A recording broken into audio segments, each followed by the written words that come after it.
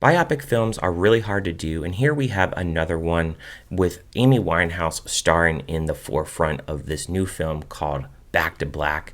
What did I think about this film, and does it actually cover most of her life? Well, stick around and let's talk about it.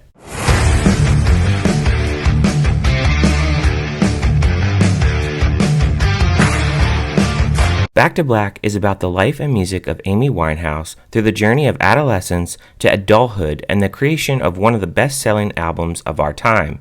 The film stars Marisa Abela, Eddie Marsan, Jack O'Connell, Lesley Manville, Juliet Cohen, and Sam Buchanan, and was directed by Sam Taylor Johnson, and I've only seen one of her films before, and that was 50 Shades of Grey. Going into Back to Black, I honestly didn't know a thing about Amy Winehouse, and I had never listened to any of her music previously.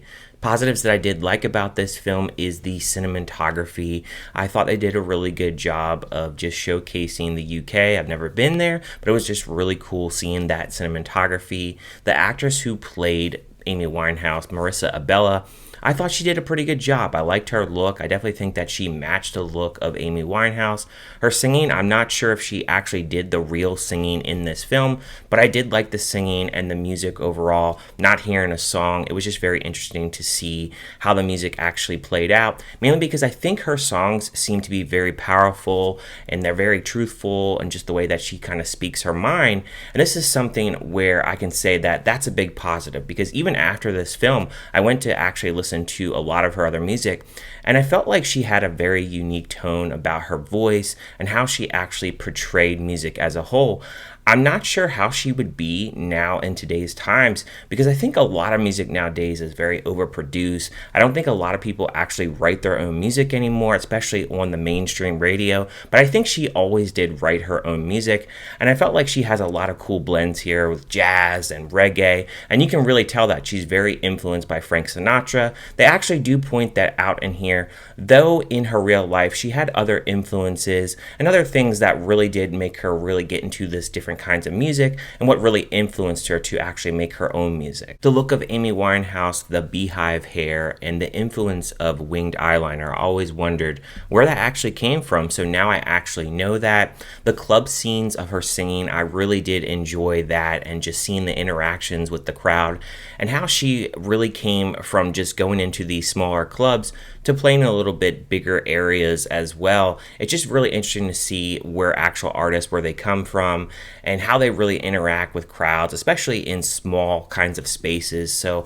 I really did enjoy that as well. Her interaction with Blake, now Blake, she ended up marrying for a few years, and you see the scene where they meet in the pool hall. Now I did read that that actually is true, though they improvise a lot of the dialogue and a lot of the situations that actually happened in that pool hall. I did like their interactions, though a lot of this film really does focus on that relationship and the downfall of Amy Winehouse. A lot of times in this film, she's smoking, she starts to do harder drugs, she drinks a lot, and a lot of people don't really like that portrayal because it shows the negative light of Amy Winehouse.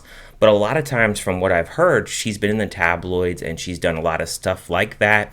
There's other things in here that they actually explore that they don't really dive into enough. She has bulimia, for instance. She really has a childbearing type problem, which they only really talk about through a pregnancy test that was actually negative. They don't really dive too much into that, which I wish they would have. There's not a lot of songwriting process. We do see her in the studio maybe recording a song, or we do see her actually performing live on a radio broadcast show where she performs the song Valerie. There was one scene where we do see her on the bed and she does have the guitar and she's trying to actually sing out melodies and try to form the lyrics.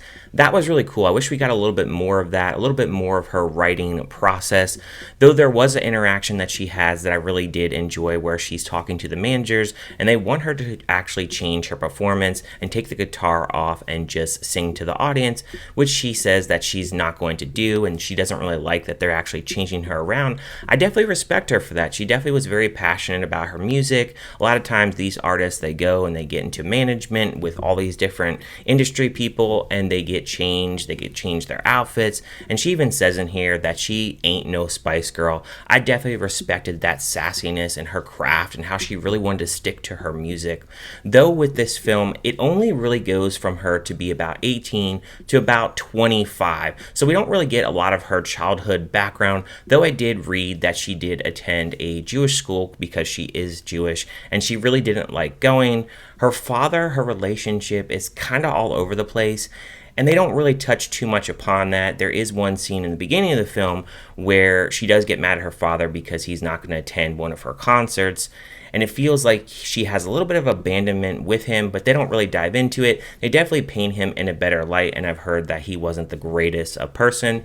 Her mom in this film is barely in this film. We pretty much learn nothing about her whatsoever. We do know that her parents are divorced, which obviously she lives with her mom here, but they don't really ever really show her mom on screen very often. They do show her towards the end where she actually wins the Grammys and has her acceptance speech. I did learn that they actually put that in an actual room with an audience and actually recreated the scene once again, which was really cool to actually see. She also has an older brother, and they never mention him in this film. I have no idea why. Maybe he wanted to be omitted from the script altogether, but I thought that was an important piece of her actually having in the family, and they actually don't mention him whatsoever, so that was definitely something that was very surprising. I wish we got to go into her earlier life and her school life and just how she really was as a teenager, because we really don't really see that. There's a point in the film where she just looked really beaten down and rode hard, and you can really tell that she was doing a lot of drugs, and I have to give a lot of the praise to the makeup because I was like,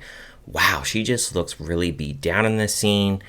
And throughout the film, you can really just see the downward spiral, and it's not something you actually enjoy to see, but it's just something that had to be included in the film because she was doing a lot of hard drugs, and this really shows during that scene that she was just very weak and really just turning to drugs to really cope for a lot of her depression and a lot of things that was really going on in her life. Now, she did have a lot of relationships, which they don't actually touch on in this film. They really just touch on her and Blake's relationship. I have heard people say they don't really have chemistry, and my response to that is I don't really think they were ever meant to have a lot of chemistry. Now, obviously, they got married, and I think a lot of the reasons why they got married is I think that Amy Winehouse, they do kind of touch on it a little bit. She has a boyfriend in the beginning of this film, and she makes a song about him being a lady boy and how he's just not man enough for her. I think that she probably had some figures in her life that really wanted to turn her around, and I think that she was kind of a more edgy person and really wanted to just kind of have sex and just have a relationship that maybe not be the most common relationship that we see. And I think the reason for that is because her parents got divorced when she was 9 years old, so she really didn't see her parents really have an actual loving relationship. When you actually see that as a young child, it then kind of translates into your older life. So when you get older and you start to date, you kind of miss the concept of what love actually is. So I think she really didn't know what love was. So when she's with this guy, Blake, she is getting turned to hard drugs because he was a drug addict himself. At the time, I believe he was in his 20s as well. And I think he even said in interviews that he was really drugged out during those times. He says he loved Amy. Maybe he did, but I think that a lot of this was kind of a lust relationship. I think there was a lot of abuse that went on between both of them. And I think because of a lot of the drugs they did, there was a lot of hard times between them as a couple.